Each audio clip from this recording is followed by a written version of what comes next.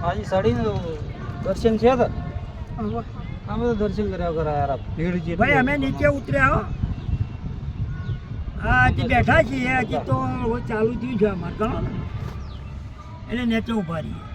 ચાલુ ફેર કોઈ નહીં ગયા હજી તો અહીંથી બેઠા જ છીએ હવે પેલા બેસી ગયા છે ડોળ ઉટન ખટોલા બેસી ગયા છે તમે આવો ફોન જાય કહું ચિંતા પેલા ફોન નતા ને